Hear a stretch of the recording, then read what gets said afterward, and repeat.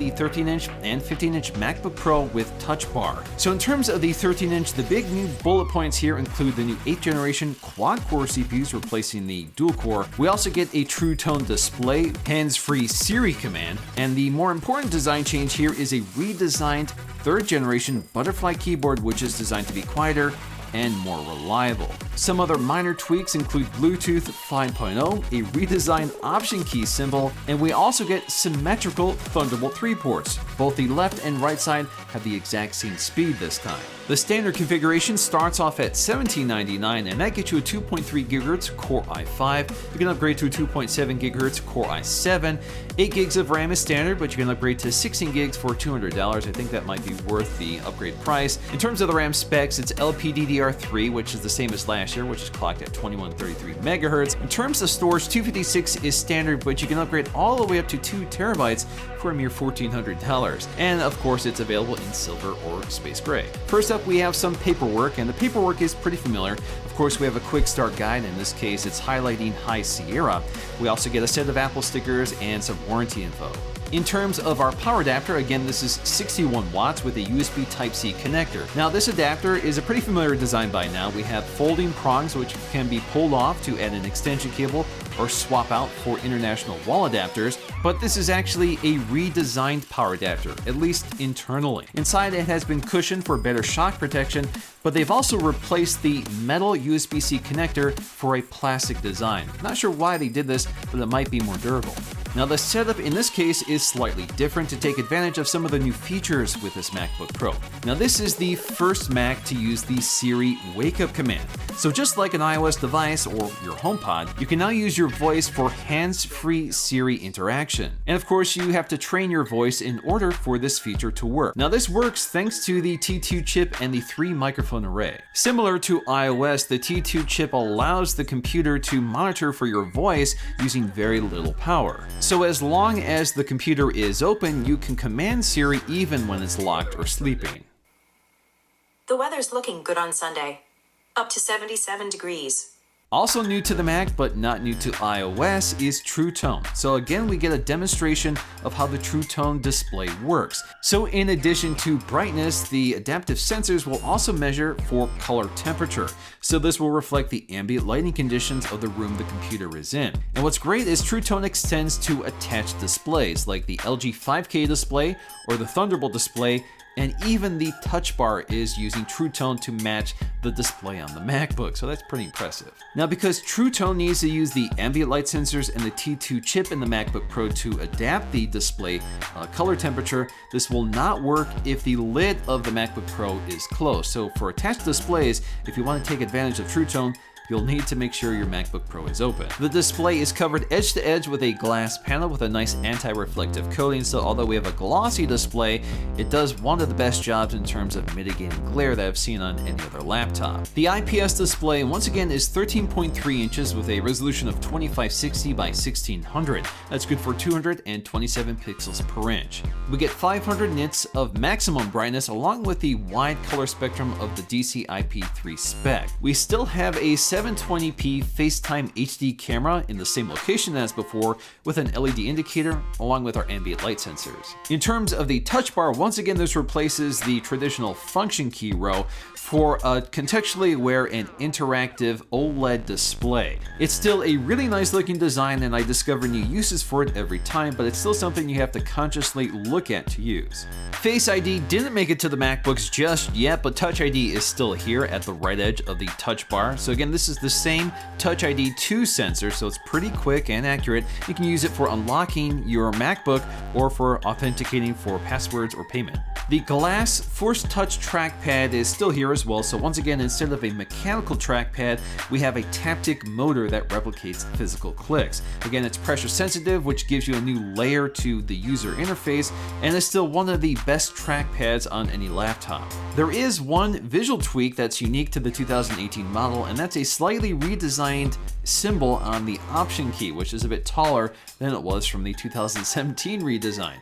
So I'm not sure why they keep changing this, but hopefully they've settled on this and they can roll this out to other keyboards later this year. Once again, we get a backlit keyboard with individual LED lights for each key, so it's a very clean looking backlight. But by far the most important news here is that Apple has added a silicone layer underneath each keycap, which is designed to mitigate dust intrusion so it won't interfere with the operation of the keys. But this also changes the clicking tone of the keys. It's not necessarily quieter, but it's less annoying. So let's go ahead and take a listen to them side by side.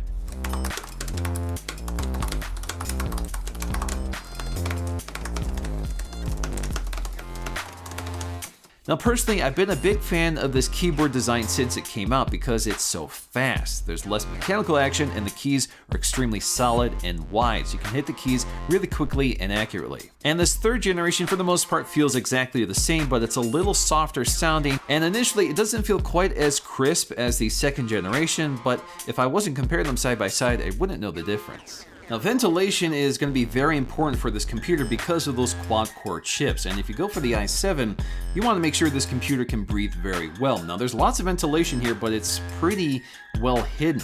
So you'll find ventilation inside the hinge as before, but you'll also find ventilation along the bottom side edge, which is also part of the speaker design. Apple also redesigned the internal speaker system, so although the speaker grills on the top are still fake outlets, the speakers actually come from the vents on the side. The speakers and the chambers have been redesigned for the new larger battery, and the effect here is definitely an improvement. To my ears, it's not louder, but the quality of the sound has improved slightly, so there's less of that tinny or muffled sound and more of a fuller, wider sound. Captain Christopher Pike requests permission to come aboard. Well, Commander, this is awkward, but the best way to get into a cold stream is to jump right in. I'm here to take command of the Discovery under Regulation 19, Section C. The bottom of the MacBook has a single removable panel which is fastened with pentalobe screws and is protected by 4 black plastic feet. However, this computer really is not user upgradable. Everything is glued, soldered, and otherwise permanently fixed to the motherboard of this computer. So make sure you get the configuration you want from the store because you can't change it later.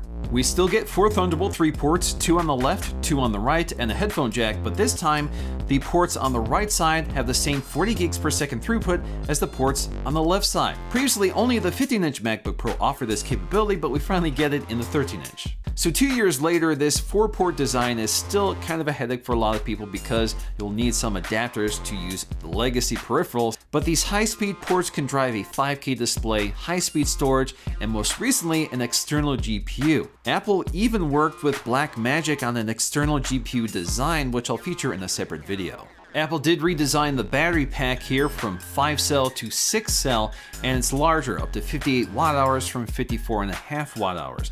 Now that doesn't mean we have more battery life, it's still 10 hours, but this offsets the power demands of the new quad-core CPUs. Also interesting is that although they've increased the size of the battery, they've kept the weight the same by shaving the chassis down just slightly. Now taking a look at our synthetic benchmarks, comparing this to the same spec version from the last generation, we can see this is one of the biggest spec bumps we've seen for a MacBook Pro since 2011. So when it comes to Geekbench, the single core score is up modestly, but the multi-core score, going from 2-core to quad cores, is a huge difference. We go from about 8,800 to over 15,000 or closer to 16,000. Graphics performance is up only slightly, so again we have an integrated GPU. There is no dedicated GPU on the 13-inch model. And this time it's the Intel Iris Plus 655 chip. This replaces the standard 650 chip from last generation. So with Cinebench, despite the massive CPU gains, almost twice the performance of the previous design, the OpenGL score is only separated by a few frames per second.